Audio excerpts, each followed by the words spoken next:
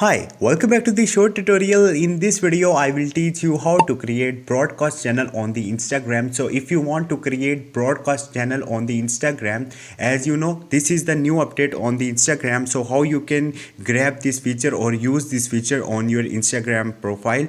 Watch this video till the end, and if this video really helps you out, do subscribe to my channel. So let's start the video. First of all, you have to open your Play Store, and after that you have to search for the Instagram. Once you will search for the Instagram, simply update your Instagram mobile application from here.